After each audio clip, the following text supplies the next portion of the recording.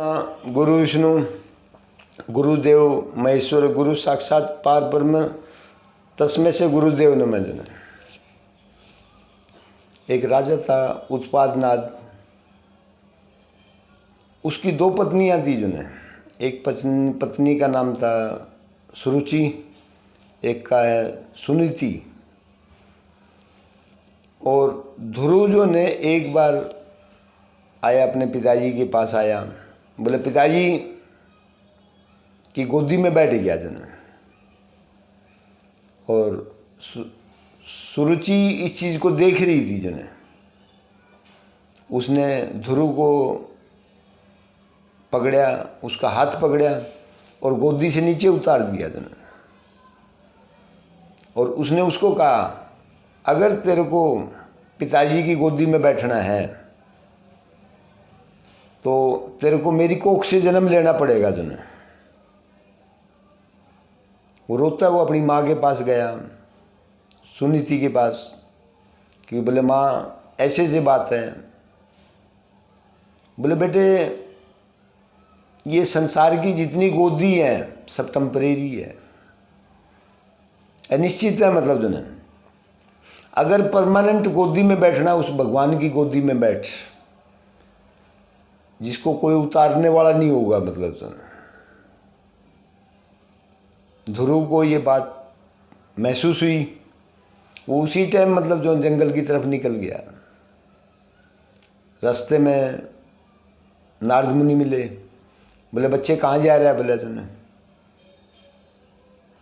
बोला महाराज जी, बोले मैं भगवान से मिलने जा रहा हूँ। बोले भाई भगवान तो बोले बहुत दूर है। बोले भगवान दूर नहीं है, मतलब तो भगवान मेरे अंदर ही है, मतलब लेकिन मेरे को रास्ता पता नहीं है। मतलब लेकिन मैं तो कभी तो मतलब मिलेंगे, मैं कोशिश करना मेरा फर्ज है। बोले आखिरी में क्या हुआ कि नारद मुनि ने उसको बोला बच्चा बोले बैठ जा और मैं तेरे को बताता हूँ रास्ता। उसने उसको रास्ता बताया और भगत ध्रुव ने जो ने खूब कोशिश की।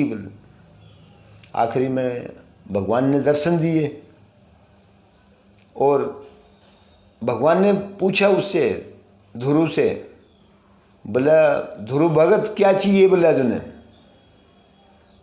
बोला प्रभु तेरे से मिलने से पहले जब तक आप नहीं मिले तो मेरी इच्छा ये थी कि मैं मेरे पिताजी से भी बड़ा राज्य चाहिए था, लेकिन अब मैं उसको भी भूल गया। बोला अब तो आप मिल गए, मेरे को सब कुछ बोला मिल गया। लेकिन भगवान ने उसको जो है न तीनों लोक का तो राज दिया और उसके बाद आकाश के अंदर उसका नाम रोशन किया। आज भी जो न हजारों साल से जो न वो जो है न आकाश के अंदर सबसे तेज तारा, चमकता हुआ तारा दिखाई देता है।